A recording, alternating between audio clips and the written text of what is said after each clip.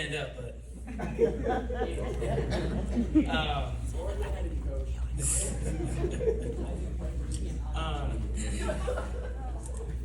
man, this go ball thing was, was pretty cool, but the reason I wanted it so bad, for these boys is because, it is a tangible representation of what I already knew about them. So when you look at this team, if all you see is banners and trophies, then you're missing, you're missing what they actually achieved.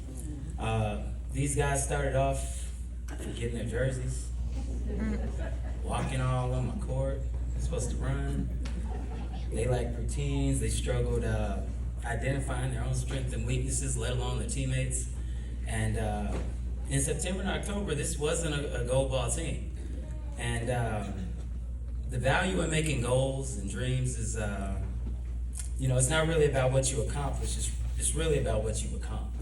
And I'd like to spend some time talking about that. This is the number one team in the nation, but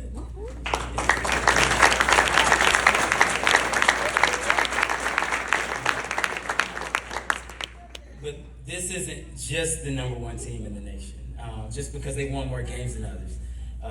They're the number one team because they're probably the most disciplined team in the nation, and the most resilient team in the nation, the most hard-working team in the nation, all right, and the most mentally tough team in the nation. That's what it takes if you want to be the number one team in the nation. And to accomplish these goals, they said that they wanted. I had to coach them to become something different, something new. I think some wise guy in 2 Corinthians somewhere said, old things cast away and all things become new. Well, even though, I say that in joking, we had to really take that on and the body become something different, somebody else, and something else. And one of the things that I wanted to share with them is what sports has taught me. And sports taught me the harder I work, the more I get. And my college coach, he once asked me, he said, hey, Jejuan, what do you do? Because I wanted to go to the NBA. He was like, but what do you do when 1,000 people want exactly what you want? And the answer to that is simple, but the application to that is really difficult. And, so as I look at these boys, I told them, hey, y'all have to plan to do it. You have to practice harder and smarter than the other people. And we played a JV and a varsity schedule. We played 25 home schools. We lost one game. We lost a buzzer beater to Feast. And out of all the games we played, that's the one game that I wouldn't take away from anything because, hey guys, all right. Sorry, I still got a coach. I'm sorry. I'm trying to step away. Anyway, but all the games, that's the one that I would keep because that's the one that created the adversity that made y'all feel the way y'all felt. And even though y'all had worked hard to that point, y'all figured out that, man, I got to work even harder. I can't have this feeling again. I got to do even more. And that's the real lesson I wanted y'all to have with that adversity. And so this gold ball, it represents more than just winning games over spring break. It represents winning minds over 6 months. And, the sacrifice of the parents, all y'all are out there, but, to have the buy-in and me, and then to, bring your kids to extra training and extra practices.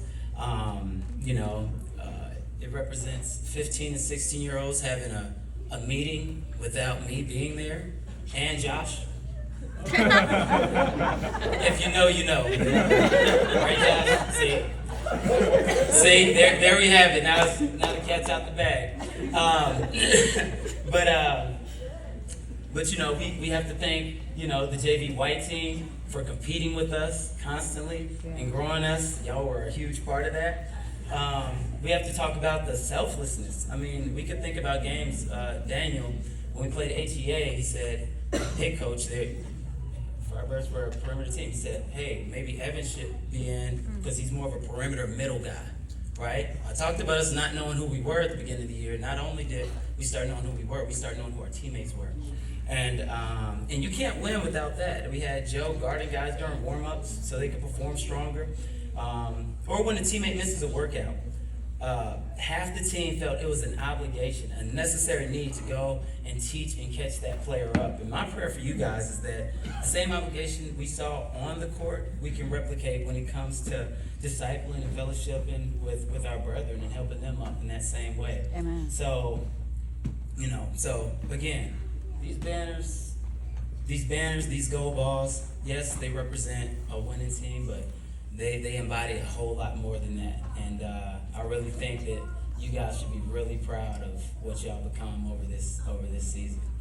And what I'll do, just to finish, just to cap it off with the teams, I'm not going to go through each one of the players' accolades and stuff. I just want to tell you what they did as a team, because that's what you guys are. Y'all are a true team. Y'all's overall record this year was 34-5. When y'all played against 16U homeschool teams, JV, y'all were 15-0. When you played against all of them, including varsity, y'all were 24-1. We played STE. They were the state runners-up at their private school. Hitchcock, they were the 3A state champions in the state of Texas. Y'all beat them by 20-something points. Wow. Y'all played Houston Christian, another team that was the state champs. I'll take my hints. All right,